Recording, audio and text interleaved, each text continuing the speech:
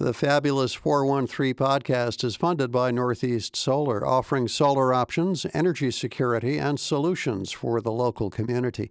Learn more at northeast-solar.com. Welcome to the Fabulous 413. I'm Khalees Smith. And I'm Monty Belmonte. Later in the show, what's the over-under on another government shutdown happening in the next couple of weeks? I don't like these odds. Yeah, I don't like them either, but we'll hear what Congressman Jim McGovern has to say about it coming up. And is there an ethical and environmentally friendly way to remain an omnivore?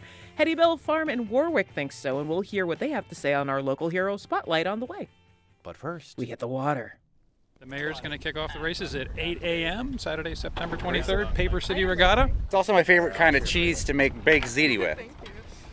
Paper City Regatta? No. Yeah, Regatta cheese? Come on. It's best to let it just sit there, and then he has to stew in it and think about what he's done. When you think about the river in Holyoke, think about power. And so one of the really great innovations in Holyoke is the power canals and the hydroelectric dam. And so rivers have a tremendous amount of power. In terms of Holyoke, it generates electricity, but they also have power for people, like the power of the river to transform people, right? And so Jim, he's transformed, right? He's in a wheelchair and he gets on the river and he flies, right? And so the ability for rivers to power our hearts, our souls, and not just create electricity in Holyoke, that's really special. We're standing on a dock in Holyoke, in the river, and I'm with Andy Fisk, who is the former head of the Connecticut River Conservancy, and for many years on my previous radio show, we got in all sorts of river-related adventures, from everything from water skiing to preparing sea lamprey as a delicacy. Actually went hunting for sea lamprey, remember? We found them in the river. To find them in the river. First of all, Andy Fisk, what's your new role in regards to rivers? I'm really excited. I'm now working with American Rivers, a national nonprofit that protects rivers from the headwater streams all the way across the country down to cities around the country. And you're a Holyoke resident, so this is right in your backyard. We are at Jones Ferry in Holyoke, and the city of Holyoke has made tremendous investments in the river here. It's the river access facility, and we're standing on the docks that allow people to swim, paddle, and row in the Connecticut River. And we're going to row in one of these barges here because this coming weekend is the Paper City Regatta. Khalees and I, do you do a lot of rowing, Khalees? I like rowing. I haven't done it in years. Yeah. I've rowed a dinghy once in a while when I was a kid, and that's about it. Quit playing with your dinghy. It's great because I see people of all different abilities and ages that are getting ready to row with us today, and also different professions, including the mayor of Holyoke, Joshua Garcia. Have you rowed out here before, Mayor Joshua? I've rowed a few times, many years ago. Yeah. What does this place mean for you and the city here in Holyoke? The river is an incredible asset that we have access to, and I remember when I was a kid being a participant of youth programs coming down here and being able to access the river. Being able to have this in our backyard, right along the edges of our city, is absolutely incredible. Is this training for the Paper City Regatta this weekend? Yeah, right. We'll launch the Mayor's Cup. I like that. Cup. I challenge all the other mayors. You hear that, Nicole LaChapelle? Does she have to fight if she's on her way out? Yeah, she's from Holyoke originally, so she should come. She's a Holyoker. What are your names? Susan Marciniak, Where are you from? Holyoke. And tell me about your relationship to Holyoke Road. I've been here for 11 years now. It's wonderful. Yeah. How often do you come out here and row? About 3 times a week or so. What are you rowing in? What are these? Are these long, thin boats what you're rowing in? Yes, this is a shell. It's a 2-person. Barbara and I are going out. Barbara's one of our adaptive rowers, and we're going to go out for a morning row. Barbara, what's your last? Black, Where are you from? Northampton. Tell me about your relationship to rowing. I started rowing through the Universal Access Program, which is adaptive outdoor activities that the Department of Conservation and Recreation sponsors. And I started rowing with Stephanie. I have never stopped since. That was about 20 years ago. When people hear the words adaptive rowing, what does that mean? It means you have some disability. I'm blind, but otherwise I'm able-bodied. And so we have people who have different abilities and disabilities. I mean, sometimes I go out in a double, like this morning with Susan, but more often I row with the regular crew. So I have finally learned how to listen enough to know what's happening in the boat and be able to row, as part of a team. That's amazing. How does that feel? It's good. I've never done any kind of team sport in my life before. I'm not the best rower in the world, but people put up with me, and I feel good that I'm able to do it. I love that. This boat is called Double or Nothing. Oh yeah, you name even these shells? Yes. Yeah. Pretty much everything tries to have a name. I would call my shell of a former self.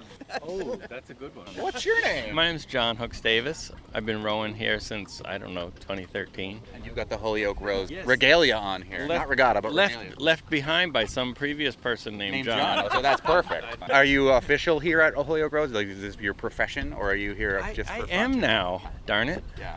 I used to be able to dodge that question, do you work here? But they pay me a little bit now, and I coach the middle schoolers. So middle schoolers from Holyoke or from all around? We get some from all around, but I walk up, twice a week to the STEM Academy just up the street and gather a little group of them and walk them down, and that's fun. There are some youth rowers too. What's your name? My name's Isabel. Where are you from? I'm from Holyoke, but I live in Springfield now. Do the Holyoke students try to push the Springfield students out of the boat and vice versa? I wish. That'd be pretty funny. What's your name? Gabriel. Where are you from? Well, I'm from Holyoke, but right now I live in Chicopee. And you come down here to row too? Yeah. Yeah, you on the same team, you two? Yep. Nice. So who do you row against other teams from other places? Yeah, we do.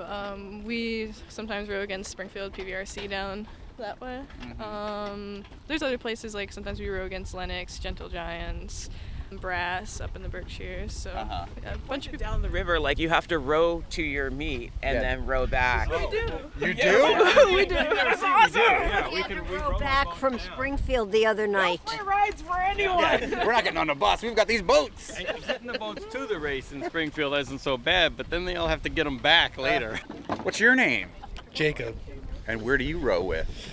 No one. I'm just here for fun. With us We today. just heard the mayor was going to be on a boat. We're going to come hang out. Yeah. You go to Stick though, right? I do go to Stick, yeah. You are you on a rowing club there? Stick doesn't have it. They used to a long time ago, but But you do what there? I wrestle. Are we going to wrestle on the boat? I hope so. I think I have a pretty good chance of winning if we do. So Barbara's getting in the boat, in the shell, using the sounds around her to figure out the timing of the rowing with another person. And she's really good at feathering those oars, which I am not very good at, I don't think. But we'll see in a minute. I'm good at feathering, but it also makes me really bad at kayaking. The timing for it is different. It's time for the barge. Yeah, I love to barge. Wait, did you arrange for us to have the Mayor Mike barge? Yeah. I meant to tell you that, Joshua. So yeah, this is that's Mayor Mike Sullivan, former. Oh. So if you need us to paint after today, if you do good, we'll rechristen it. Yeah, How about that? if you brought a bottle of champagne. Yeah. But we're drinking it. We're not smashing it. We're gonna put you in. So Okay. pick your preference. All right. Tell us what we're doing. Yeah, tell us what we're doing, Izzy and Gabe. All right, so we are going to get in the barge. We're just getting people put into certain seats. When you're thinking about rowing, we're going to be backwards, right? Yeah. And so that's one of the things is you look where you have been. Right. And I actually think that's pretty cool because if you think about rivers, where have we been? They used to be full of pollution and filthy. They're not anymore, right? So we're looking from where we've been, and we're going to be heading to a better place because we keep investing in our. But we don't know where we're going. That's the Exactly. problem. We can't see. So We're who trusting is there Izzy a and Gabe. navigator on this thing? How are we going to know which way to go? Izzy and Gabe. Izzy and Gabe are going to do it? That's Yeah, it. we get to steer. Oh, cool. We have this. A rudder? So Oh, yeah, yeah. you just move it back and forth. And I get helps it. steer the boat. So you're like the commander. So the three things you think about when you're rowing are rhythm, Music. Who could ask for anything more? balance, Who could ask for anything more? and harmony. Okay, rhythm, balance, and harmony. So we're going to have all three of those things today, right? Okay. Rhythm, balance, and harmony. Mezzo-soprano register for the harmonies. You can't do that. I know. I'm going to sit behind you, Mayor Josh. Got it. That way I can criticize you the whole way. Does it matter which one I take? Which one do you think? No. You So wanna I can take either or? Yeah.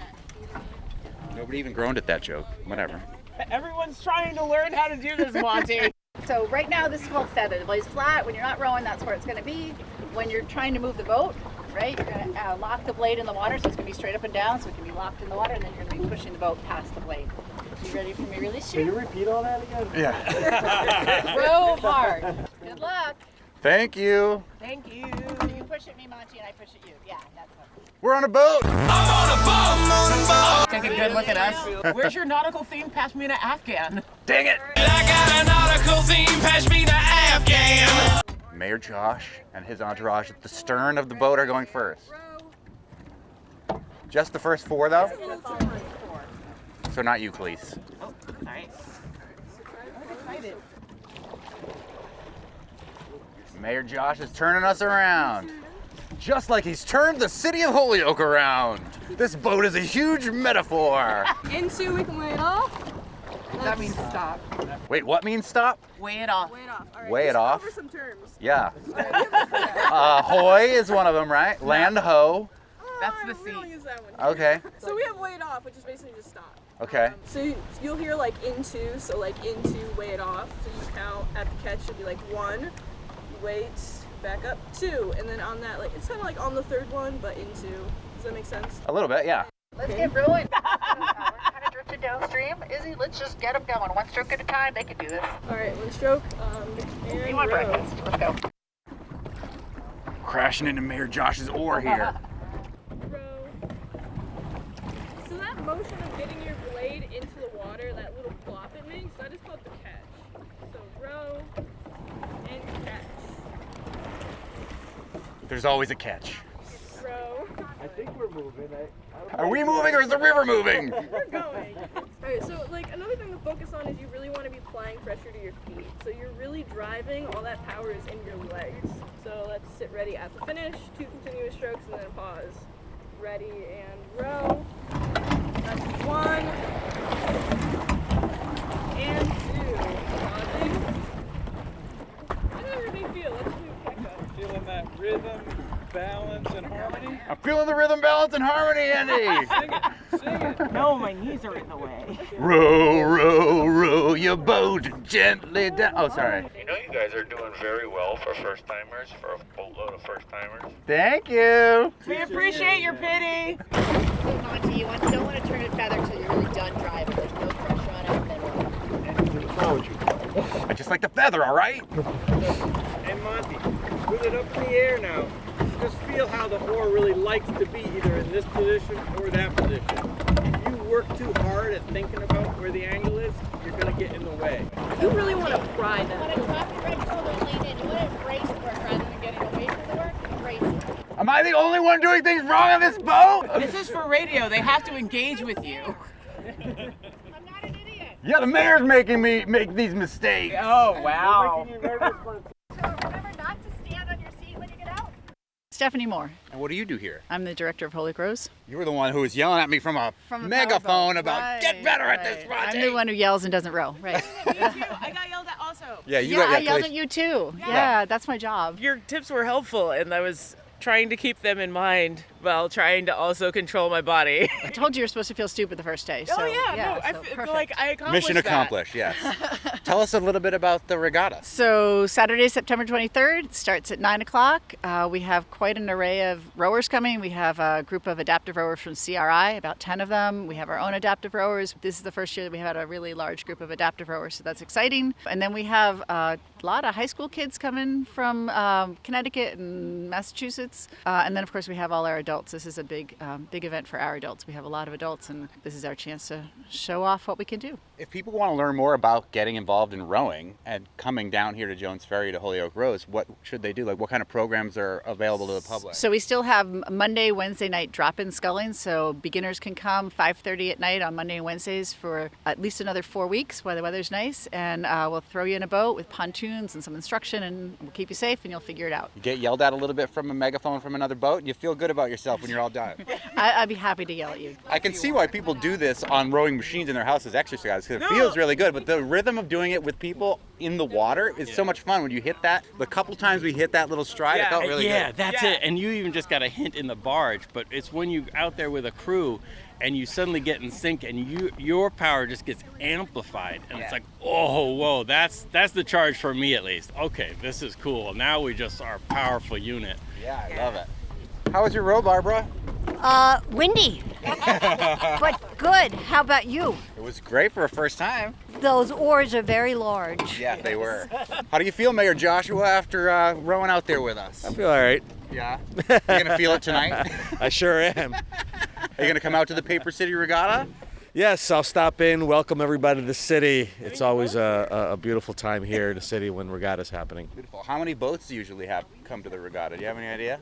It's about 60 or 80, and we Wow. get people from New York, Vermont, New Hampshire, Massachusetts, Connecticut. Yeah, So and it they're starts here at Jones Ferry? It does, Yep. it does. They launch here. The racing starts 4 kilometers down, so they finish here. So we get to see the finish. Oh, that's great. If people just kind of want to watch boats on the water, because that's what watching a regatta is, there's some nice spots along the bike path in Chicopee, and there's parking at the Chicopee boat launch for the bike path. So that's a really good place for just sort of, if you're curious, that's great. The lot gets very crowded with the racers. As a crew, we've got one really big decision. One of the awesome traditions in rowing is that when you win, and I don't know, Stephanie, did we win today?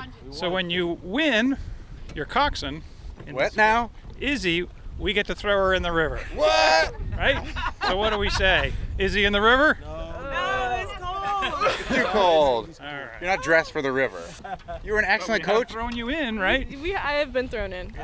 Awesome coxswain. We have Yeah, won some arms races and legs she's gotten just wet. flung straight in the river. It's like pouring a bucket of Gatorade over your coach after you win a football game or something. Exactly. Kinda. Izzy, you were a great coach. Thanks for showing us all how to do that. Thank you for coming. I feel like we should also mention that the prize for the regatta is pies. Oh, I didn't even know that. Yeah, you win pies. Oh, wow. Maybe we should go out there and compete now that we're professional. We would definitely not win those pies, No. but it's definitely incentive. Yeah, but if we had the music of DeBarge to inspire us on our barge, one never knows. It would still show up late. Later in the show, we'll tell you a way you can support your rivers happening this weekend, a pitch for pitching in on this weekend's Source to Sea cleanup. We've also got a local hero spotlight on a farm trying to do right by its animals before we eat them. Is there an ethical way to be an omnivore? We'll talk with Hettie Belle Farm in Warwick, Mass. And next up, McGoverning with McGovern, we'll talk about the speaker insurrection, the looming government shutdown, and the congressional dress code. All of these are terrifying, but you're listening to the Fabulous 413 on NEPM.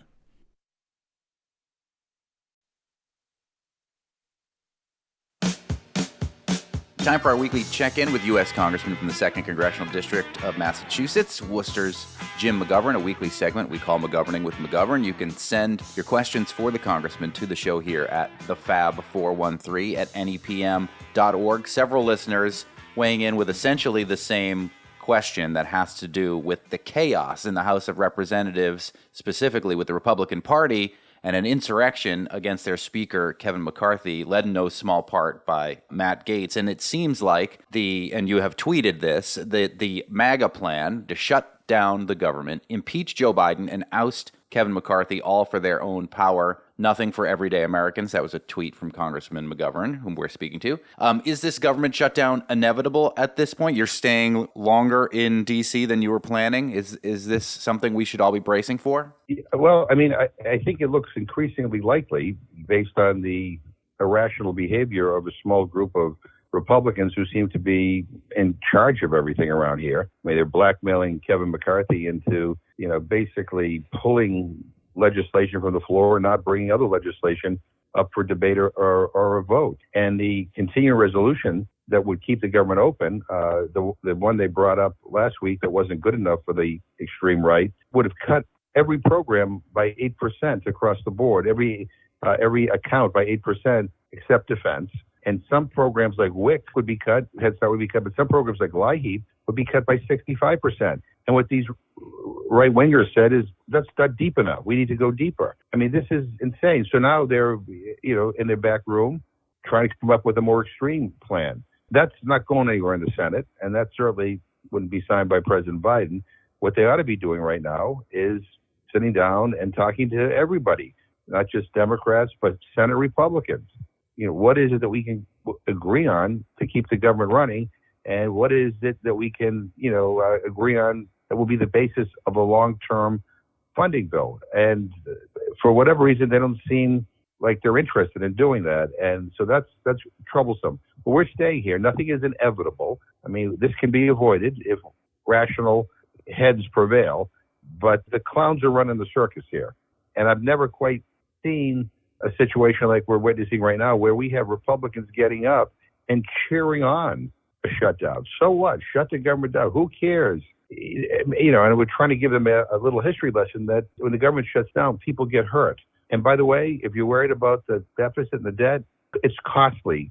The last shutdown cost us billions of dollars. So people ought to get with it. And hopefully this weekend we'll make some progress. But right now they seem to be going in the wrong direction, more extreme, more to the far right, which, quite frankly, I think makes a lot of Republicans who are from moderate districts feel uncomfortable. There seems to be, according to Politico, a small group of centrist Democrats that are secretly working with McCarthy and whoever he still has as allies in the Republican Party that would maintain his speakership but would also create a deal to fund the government. Are you aware of that? Are you part of this centrist cabal trying to keep the government open? Yeah, I know there's lots of conversations going on behind the scenes, but here's the problem. The problem is that the small group, of Republican renegades, the QAnon clown caucus, I call them, are basically saying to McCarthy, you either do what we say or we're going to vote to oust you. So McCarthy has to decide whether or not he wants to make a deal, and if he wants to save his speakership, he's going to have to start talking to some Democrats. And as I had said to the Washington Post yesterday, look, if McCarthy wants to work with us and he's looking for Democratic votes, what do we get, right? I mean, we can't be a cheap date just because we don't know what's going to come after McCarthy. The bottom line is, will you work with us to come up with budgets that maybe not everything we want, but actually protect some of our things that we value? There has to be a give and take and all of that. But understand this.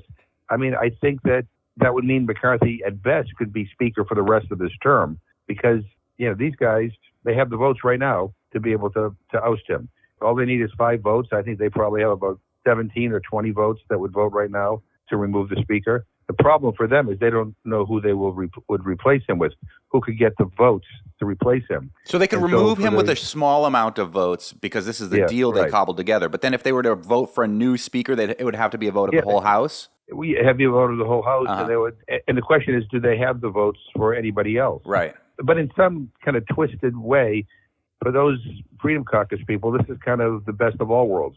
They can toy with McCarthy, they can threaten him, and they can bully him. They get a lot of attention. And by the way, they're raising millions and millions and millions of dollars online. It is insane. So this is a fundraising juggernaut for the extreme right wing, and they are taking full advantage of it. And so they can continue to taunt McCarthy and not be responsible for anything. And look, this is all because Kevin McCarthy gave everything to them. And this is basically, the result of that. This is the weakest speakership, I think, in history. And he made it that way. One of the main reasons, or one of the main players in why it's so weak, is Representative Matt Gaetz. But you, Congressman, are being lauded by none other than Amnesty International for working with Gaetz. And they tweeted out, thank you, Representative McGovern, for explaining why the U.S. should never send or support the use of cluster munitions, and supporting the amendments co-sponsored by Democrat Representative Sarah Jacobs and Representative Matt Gaetz to end their transfer by the U.S. government. Meanwhile, Ukrainian President Zelensky was at the UN this week. The Biden administration looking for more money in Ukraine. Is there becoming more of a centrist consensus in Congress, even with some Democrats, in response to the war in Ukraine? Is there a pushback from your caucus, from the Democrats, in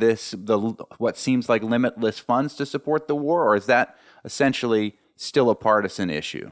Look, the thing you just mentioned, the amendment that I'm supporting with Sarah Jacobs and Matt Gaetz, it really is basically what would prohibit the sale of cluster munitions to Ukraine or to any other country in the world. And I believe that cluster munitions should be banned, and we should sign an international treaty saying that we will never use them. These weapons not only cause great damage to civilian populations when they're used, but when they drop, little bomblets go all over the place, and sometimes they're there for years. And people stumble upon them, children stumble upon them. They're a particularly cruel weapon. And so I've been angry with the Biden administration for even thinking to give them to Ukraine, and now they are doing that. We need to stop that. And this is not just about Ukraine; it's about every other country in the world. We should not be selling or providing these kinds of weapons. Period. Look, the issue in Ukraine is you have some people say walk away, okay, and then what happens? Putin takes over, and then what? Is that it? Nobody believes that's it. Certainly the countries around Ukraine don't believe that's it. So we need to figure out a way to bring this conflict to an end.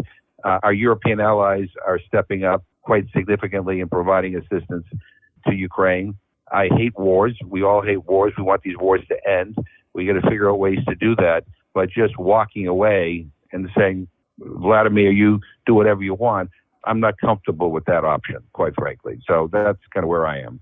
Yesterday on the show, we had a union member from SAG-AFTRA. There is going to be a rally in your district in Northampton this evening in support of the SAG-AFTRA actors strike. Meanwhile, you've got the UAW, the United Auto Workers, on strike. President Biden is being upended, as being an end around perhaps by the Trump campaign for president, as he's going to be going to Detroit. And it seems like some Democrats are worried that he's being outmaneuvered campaign-wise with this support of labor by the Trump campaign. What's your take on the president's strategy in response to these unions on strike?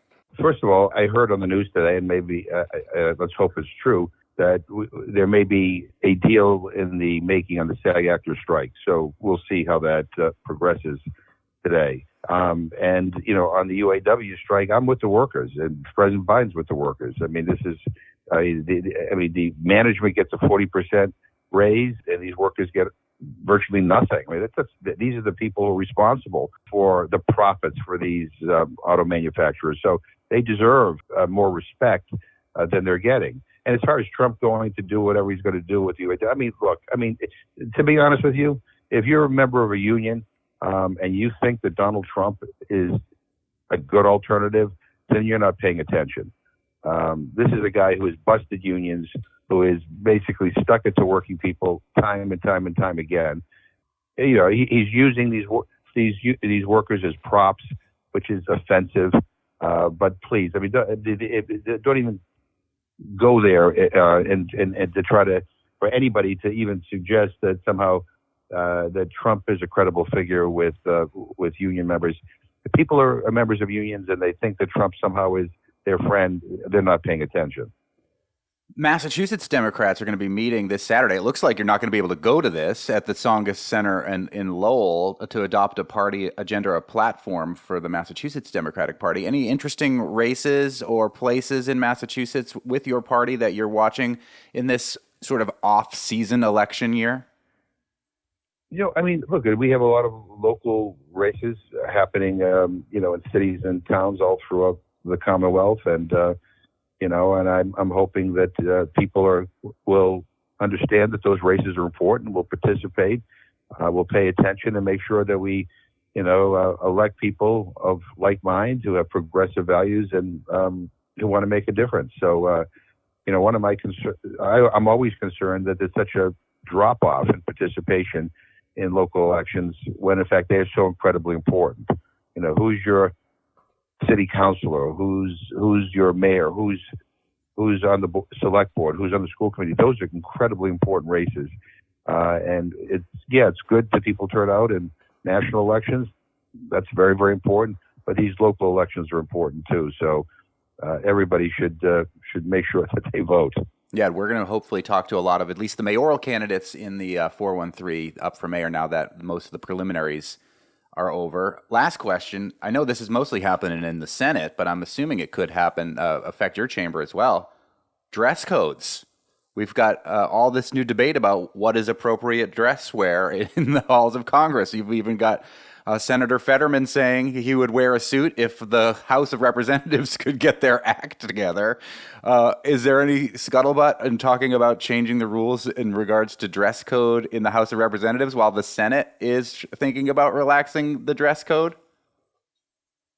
Yeah, I mean, you know, I don't care what people wear. I mean, but you know, and it's amazing to me that it is such a big deal in the United States Senate. I mean, again, we all ought to be focused on making sure the government works and don't shut the government down. I mean, I wish the passion that I've heard from some of these senators, objecting to the way, Senator Fetterman dresses. I wish that passion were directed toward helping the public and helping make sure that people, don't have to deal with a government shutdown. But, And I would say I'm not a fashion plate, so I should not.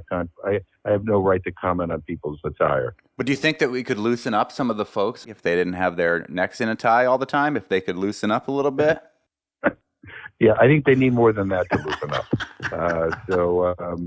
Again, I mean, we have to make sure that what is happening here is that we focus on the serious business of governing this country and making sure that, people don't fall through the cracks and that we're doing, what people expect us to do. And again, there's been more headlines in newspapers about dress codes than there has about, whether we should sell cluster munitions to Ukraine or, how are you going to resolve this, looming government shutdown? So, we need to get our priorities straight. And that's why I asked those questions first, Congressman. I definitely wanted to talk about the dress code, but I saved it to last in case we ran out of time. Right, but good advice to Republicans concerned about dress code. Take the job seriously. Don't take yourself seriously. And get fashion help. I mean, come on. It's easy to look good. Get a suit that fits you. It makes a big difference. U.S. Congressman, I have some. I mean, you've seen how I dress up on the March for the Food Bank. I don't know how that would fly in Congress. Yeah, it would certainly cause a lot of discussion. So you should hear what I'm plotting about wearing this year. We'll see. U.S. Hold my breath. U.S. Congressman from the 2nd Congressional District of Massachusetts, Congressman Jim McGovern, joins us every week. You can send questions for the Congressman at thefab413 at nepm.org or text us 1-800-639-9120. Thanks, as always, Congressman. All the best. Talk to you next week. Bye. With the global climate crisis, somehow that's really hard to say. Why? Why is that hard to say? Climate crisis getting worse every year. Is it time to give up eating meat? A farm in Warwick, Mass. thinks there are ethical options if meat is still on your menu. Up next, local hero spotlight on Hettie Belle Farm in Warwick. You're listening to the Fabulous 413 on NEPM.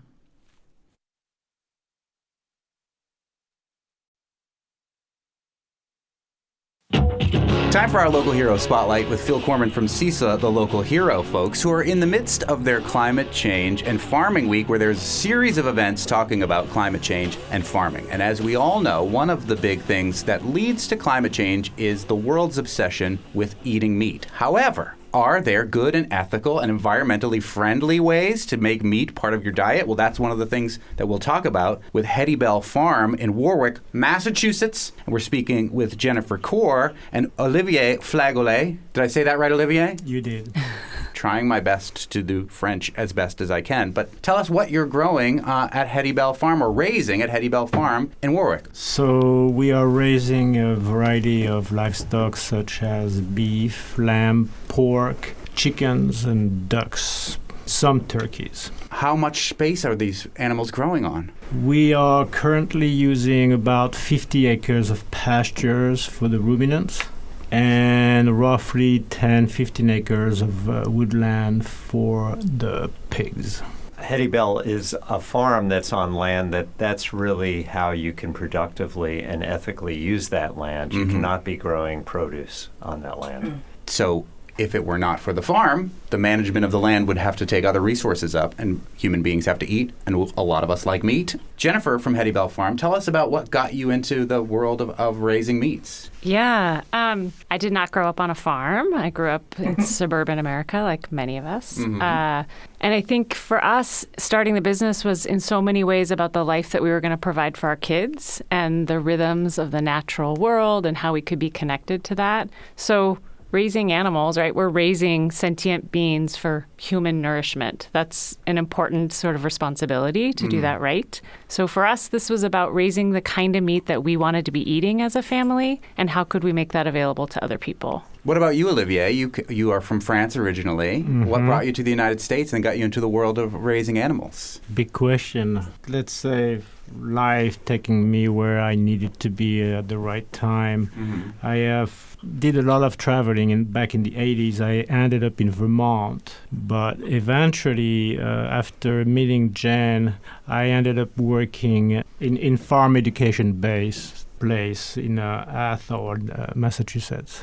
And from that moment, Jen and I, we we're both working at the same place, and slowly, as we are doing our jobs together, we slowly nourish the dream of farming for ourselves. And it just happened that we had moved to Warwick, and that we realized a lot of land was available to us. And it's worth noting that we are partially achieving Khalees's dream of focusing on Franklin County towns that are not in the fabulous 413, but are in the fabulous 978, including Warwick, Massachusetts. One thing that we've encountered with farms that are doing meat is the issue of processing. Have you seen that it's an issue for you, and where do you get yours done? Yeah, so we use Adams Farm, and we're pretty fortunate that Adams is in Athol, so it's very close for us, and we center in every way possible animal welfare in our entire farm and kind of operation. And so that transport from the farm to the processing facility is a source of stress for livestock. So we feel really grateful that we have a place that's within 10, 12 minutes from the farm. So that stress is reduced pretty dramatically. And we have had a long time relationships with the folks there at Adams and feel really pleased with the quality of what we get and with that partnership. We're speaking with Jennifer Kaur and Olivier Flagolet, who are both from Hettie Belle Farm in Warwick, and Phil Corman from CISA, the local hero folks. So I think it's, a lot of times we have people on who do farm CSAs around produce, but you have a meat CSA that you do for the households that are not your own. So I'm wondering if you could share a little bit about that. Sure thing. So since we began our business in 2010-ish, we've known from the beginning with clarity that we wanted to provide a CSA, that was the business model that we were pursuing. And part of that is around being in community with other families. So we have about 175 members. As you mentioned, Monty, Warwick is not a huge town. It's a small and sometimes forgotten town. So we cannot move all of our meat in Warwick. So we rely pretty heavily on partnerships with others where we also do distributions. So one of those is at Atlas Farm. One is at Crimson and Clover Farm in Florence. And then we also have a distribution in Brattleboro as well as on farm in Warwick. And we put our meat together as a multi-species package, if you will. So it's many months in the winter season, in the fall winter. And it includes our 100% grass-fed lamb and beef, our organically fed chicken and pork. And then we sell birds on the side as well, ducks and turkeys. It's getting to be the part of the year where people might be thinking about turkeys a little bit more frequently. What about if people want turkeys for Thanksgiving? Is that something that Hettie Belle raises, Olivier? We do raise some, not too many as we used to, but we have a few left. Was your farm impacted by the bird flu? I mean, we know that there was a major situation in the midst of our own pandemic. The birds were suffering as well. How did Hettie Belle fare during the bird flu? We were not impacted at all. As far as I know, as far as I've observed. You would be the one that would know, though, right? Right, I guess so. But I mean, Monty wouldn't know. I wouldn't know. Maybe You're there. Jennifer might The know. birds might know more than as you. far as I know, meaning as far as I have observed. Of course, if we had a case of bird flu, I think the processor would have noticed and rejected all of the birds. Right. But we are a small farm, and we are making a intentional point, to raise all of our animals in such a way they can exercise their natural instinct and behavior as much as possible. That's the least we can do to these creatures, because ultimately they're making the sacrifice to give us their life so that we can provide our family with good meat, but also all of our members and their kids, which is very important. So we make the point to raise our animals outside, not in a confined environment, even the most fragile ones, such as the birds. So our chickens live outside pretty much all the time. We have losses, of course, from predators like hawks mostly, but we weigh this into the balance and we think it's worth it. Is it a reason why we did not get affected by the bird flu? It's possible. If so, then good for us. Yeah. Speaking with Hettie Belle Farm in Warwick, Jennifer and Olivier, and Phil Corman from CISA. Jennifer and Olivier, you were mentioning that you used to think of yourselves as grass farmers, but now you're actually thinking more about the soil and the water. So could you walk us through that? Yeah, I think it's as simple as thinking about the fullness of the resources that we both rely on and impact. So Warwick sits at the very top of a watershed. So the choices that we make with our livestock there, they impact everybody downstream from us. And it's something that we're quite conscious of. And then I would also just say, as we think about meat and climate and the resources that we rely on to raise the food that we depend on, I think livestock often get demonized in this narrative as we sort of collectively think about this challenge of the climate crisis that we're in, right? But what we don't think about is the biogenic carbon cycle and sort of the cyclical nature and where livestock fit into that. So we all learned in 8th grade, maybe 7th grade, about photosynthesis, right? So there's carbon in the atmosphere. Plants uptake that carbon and they turn it into vegetative matter that grazing ruminants need to eat. So they eat that, and then in the course of their digestive process, they poop and they pee and they burp just like us. And so I know that urine and that manure. I'm so disappointed to talk about poop and pee right now. I know. It's important. It's cycling, but it's the burps that get really demonized, right? It's that methane. And yes, methane is a really potent greenhouse gas. That is real, and that is a part of livestock farming. But I think it's important to realize that methane's in the atmosphere for like maybe 12 years, and then it converts back into CO2, and then those same plants take that up again. So if we thought about like the global herd of animals on the planet, if that were to stay the same size, we wouldn't actually be increasing carbon in the atmosphere. This is a very different, a very cyclical process that is not related to the burning of fossil fuels, where we're actually extracting carbon and then releasing new atmospheric carbon. So I think that when we think about sort of what are those resources, how are livestock engaged in managing those resources on a cycle, there's a place for grazing animals. There are partners in helping us manage this land for water quality, for soil building, and for plant management. But if it were to scale up to a huge level, that's when it starts to become even more problematic? Yes, you mentioned the word huge. We're not huge. Right. We're small, intentionally small, and we are going to remain small. We have a relationship with the natural world. We need to be able to maintain that relationship, to maintain the balance between what we take and what we give back. It gives us time to raise our animals as humanly as possible in order to offer all of our members the cleanest, purest meat we can possibly offer. Your process is so interesting, especially since this is a traditional raising method in France, and you have a thing on your website about how you're not labeled organic, which I know is a common thing around here, but would you mind talking a little bit about what you're actually doing, which definitely is organic, versus this label that we put on a lot of things for farms much larger than yours who may not actually be contributing to the environment in the way that you are? Yeah, we had chosen early on not to pursue organic certification just because of our scale and because we sell 100% of our product directly to customers. So we have this relationship. Our farm is very open. Our members come to the farm. We can talk to them about our practices. We can talk to them about the grain that we feed when we do feed grain, which is just to the pigs and the poultry. We have thought about certification recently only because it is an easier story to tell when you're communicating to people in a wholesale environment. But honestly, for us, we manage all of our grassland organically. We're only applying our own manure and organic wood ash.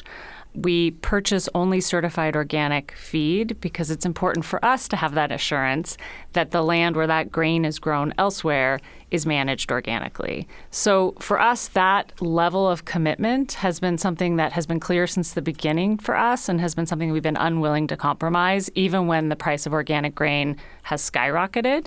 And we've found other ways to absorb that cost by being more efficient in our business. We recycle a lot, we reuse things, we try to fix things that are broken instead of buying new things.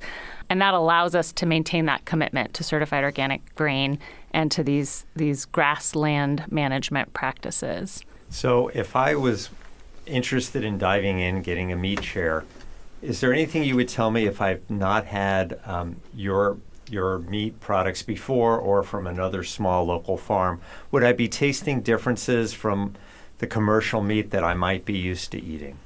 animals have flavor. They should have flavor.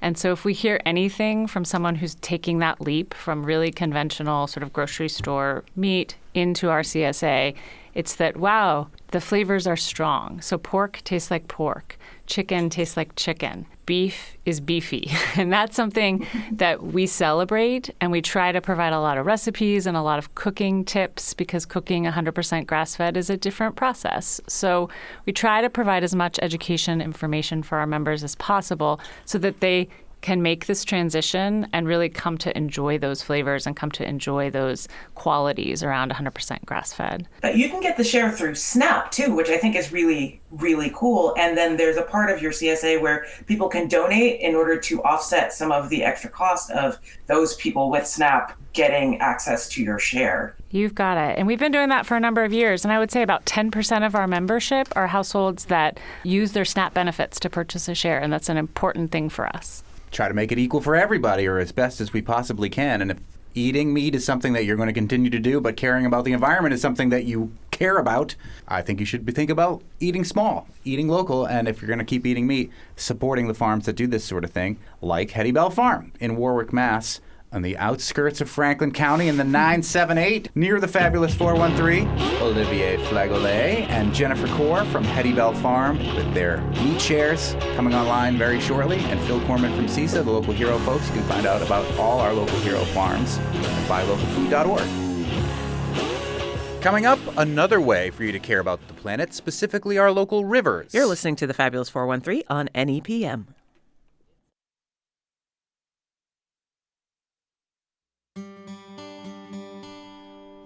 Welcome back to the Fabulous 413. I'm Monty Belmonte. And I'm Clee Smith. When we were talking earlier in the show about the Paper City Regatta and got off of a boat on the Connecticut River, I mentioned that this weekend is a way to get involved in the river without being on a boat. It's the Source to Sea Cleanup. It's the 27th annual coordinated volunteer effort up and down the entirety of the Connecticut River watershed, which starts in Pittsburgh, which most people don't know, but not Pennsylvania, Pittsburgh, New Hampshire, and goes all the way down to Long Island Sound, but cuts right through the Fabulous 413. And there are 127 registered locations up and down the Connecticut River where if you wanted to volunteer to haul trash out of the river, you have plenty of opportunities to do it. Indeed. I've done this probably, let's see, my son Enzo is 16. Mm-hmm. And so it was at least a couple of years before that. So I think for like 18 years I've been volunteering for as long as Atticus has been around. Yeah, that's more like it for sure. And I met a kid named Enzo doing the Source to Sea cleanup. And then I was like, hey, my grandfather's name was Crescenzo. Maybe now that we're having another baby, I should name him after that. And the rest is history. So not only do you get to pull trash out of the river and help the environment, make things cleaner, you might come up with a name for your child. And I would do it. That's the correlation. I would do it at the Green River portion of the Source to Sea cleanup there. And my friend David Bowles, who's been putting that on for decades, is in charge of that. But there are literally more than 100 other places where you could volunteer to do this weekend. If you go to ctriver.org, you can start a team, you can join a team, and it always it's encouraging to see such a coordinated volunteer effort to make it happen. And not that we want to encourage people to go outside of the 413 to do this, but since the Connecticut River goes through 4 states, there are locations throughout Massachusetts, Connecticut, Vermont, and New Hampshire. In case you happen to be on vacation this weekend, you can still help out. Yeah, there you go. And it's a great way to get involved, to get a little bit dirty. They say get dirty for cleaner rivers, and you can find out all the details about the Connecticut River Conservancy's Source to Sea cleanup at ctriver.org. Indeed. Well, tomorrow on the Fabulous 413. The other thing you can do this weekend. What is it? It's Fresh Grass. Fresh Grass. We're going to make a beeline back to the Berkshires and broadcast live from the Fresh Grass Music Festival at Mass Mocha in North Adams. We'll hear music from Becky Buller from the Becky Buller Band, fiddler and fiddle workshop instructor Daryl Anger from the band Mr. Sun. Plus, we'll speak with some of the folks who are helping to make the whole festival happen, with Fresh Grass producers and with the Museum Mass Mocha itself. Special thanks to Spouse Happy Valley Guitar Orchestra, Talking Heads, DeBarge, Judy Garland, The Lonely Island, Jay Giles Band, The Suitcase Junket, Green Day, and Earth, Wind, and Fire. It is the 21st day of December, after all. Our director is Tony, working from the car today, done. Our engineers are Betsy, not incredibly Lankdo, Phil, no choosing for you today, Bishop, Kara, it's money, Foster, Bart, Freshgrass Fanatic, Rankin, and Punk Rude Boy Sharp Cheddar Dubé. I'm Monty Belmonte. I'm Clee Smith, and even though he doesn't do them anymore, you might want to check out Demi Adijuibe's 21st of September videos today. Oh. Just is it like saying. a video series? Yeah, he doesn't do them anymore, but it's awesome. All right. We'll see you tomorrow on the Fabulous 413. We will.